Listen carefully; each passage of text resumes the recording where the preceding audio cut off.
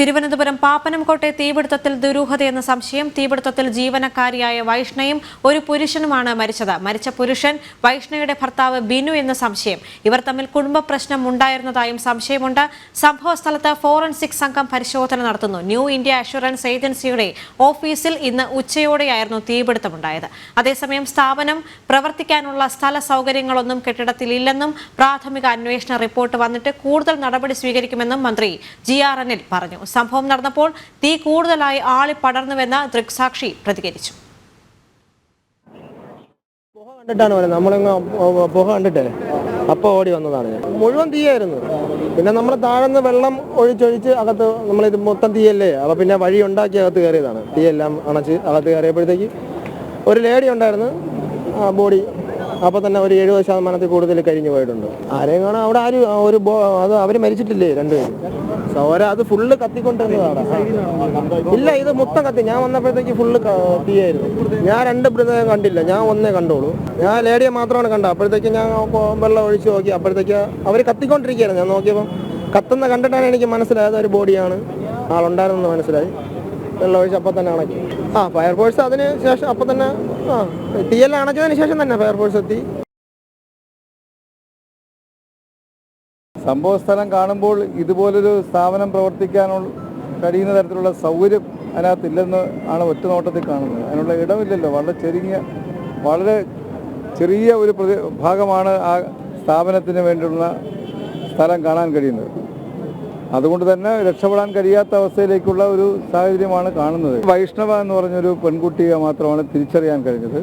രണ്ടുപേരുടെ മരണത്തിൽ ഒരാളിനെ വ്യക്തമായ തിരിച്ചറിയാൻ കഴിഞ്ഞിട്ടില്ലെന്നുള്ളതാണ്. അതുകൊണ്ട് അന്വേഷണം നടത്തി പ്രാഥമിക അന്വേഷണങ്ങൾ പുറത്തു വരുമ്പോൾ നമുക്ക് കാര്യങ്ങൾ എന്താണെന്ന് വ്യക്തമായി മനസ്സിലാക്കാൻ കഴിയുമെന്നുള്ളതാണ് ഇപ്പോൾ കാണുന്നത്. വിവരങ്ങളുമായി പ്രശാന്ത് ശങ്കരമംഗലത്ത് ചേരുകയാണ്. പ്രശാന്ത്, രണ്ടുപേരാണ് മരിച്ചത്, ഒരു സ്ത്രീയും ഒരു പുരുഷനും. ഒരു സ്ത്രീയെ തിരിച്ചറിഞ്ഞിരിക്കുകയാണ് സ്ഥാപനത്തിലെ ജീവനക്കാരി വൈഷ്ണ എന്നാണ് പോലീസ് പറയുന്നത്. എന്നാൽ മറ്റൊരു പുരുഷനും കൂടി മരിച്ചവരിൽ ഉണ്ട്. എന്നാൽ ആ പുരുഷൻ ആര് എന്നുള്ള സംശയങ്ങൾ ഇപ്പോഴും തുടരുന്ന സാഹചര്യമുണ്ട്. എന്നാൽ പോലീസ് പറയുന്ന മറ്റൊരു സംശയം ഇത് വൈഷ്ണയുടെ ഭർത്താവ് ആണോ എന്നൊരു സംശയം ഇപ്പോൾ നിലനിൽക്കുന്നുണ്ട് എന്നാണ്. ഇവർ തമ്മിൽ കുടുംബ പ്രശ്നങ്ങൾ ഉണ്ടായിരുന്നുവെന്നും പോലീസ് പറയുന്നുണ്ട്. ഈ ഒരു അവസരത്തിൽ പോലീസിന്റെ ഭാഗത്ത് നിന്ന് കൂടുതൽ വിവരങ്ങൾ അറിയാൻ സാധിക്കുന്നുണ്ടോ?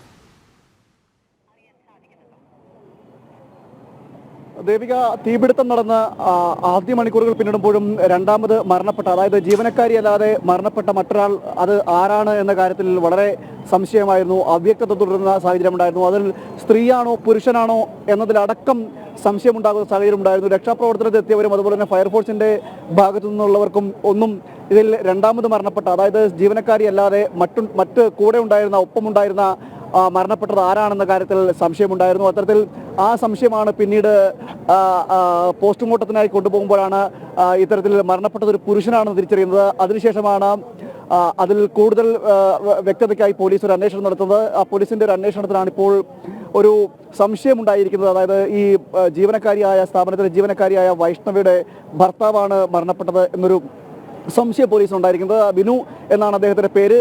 ഇതിനുശേഷം ഈ സംഭവത്തിന് ശേഷം പോലീസ് അദ്ദേഹവുമായി കോൺടാക്ട് ചെയ്യാൻ ശ്രമിച്ചെങ്കിൽ പോലും മൊബൈൽ ഫോൺ സ്വിച്ച് ഓഫ് ആയിരുന്നു. മാത്രമല്ല ചില CCTV ദൃശ്യങ്ങളിലെല്ലാം അദ്ദേഹം ഈ പ്രദേശത്ത്, പാപ്പനംകോടിന്റെ പ്രദേശത്ത് വന്നു പോയതായിട്ടുള്ള തെളിവുകളും പോലീസിന് ലഭിച്ചതായാണ് വിവരം.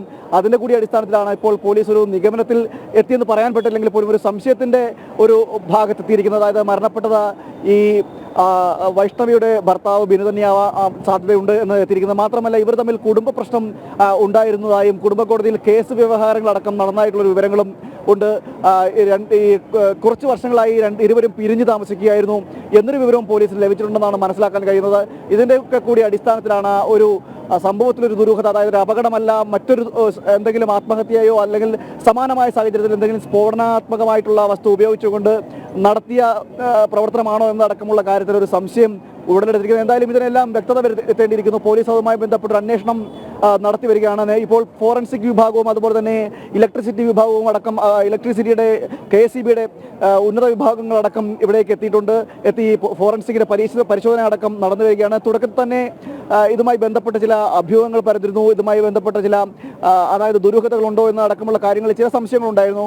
ആ സംശയങ്ങൾക്കാണ് ഒരു വ്യക്തത പോലെ വന്നിരിക്കുന്നത് എന്ന് വേണമെങ്കിൽ പറയാം നമുക്ക്. അതായത് ഈ ആദ്യം തന്നെ മരണപ്പെട്ടത് ആരാണെന്ന കാര്യത്തിൽ പോലീസിന് ഒരു വ്യക്തതയില്ലായിരുന്നു. പിന്നീടാണ് അതിൽ ഈ ബിനു ആണോ വൈഷ്ണവിയുടെ ഭർത്താവ് ബിനു ആണോ എന്ന കാര്യത്തിൽ അടക്കം ഒരു സംശയം ഉണ്ടാകുന്നത്. എന്തായാലും ഇനി കൂടുതൽ വിവരങ്ങൾ അറിയണമെങ്കിൽ അല്ലെങ്കിൽ ദേഹപരിശോധന അടക്കം ചെയ്യണം, DNA അടക്കം നടത്തേണ്ടിയിരിക്കുന്നത്. മറ്റൊന്ന് ബിനുവിന്റെ സഹോദരി തിരുവനന്തപുരത്ത് മെഡിക്കൽ കോളേജിലേക്ക് എത്തുന്നുണ്ട് എന്നാണ് മനസ്സിലാക്കാൻ കഴിയുന്നത്.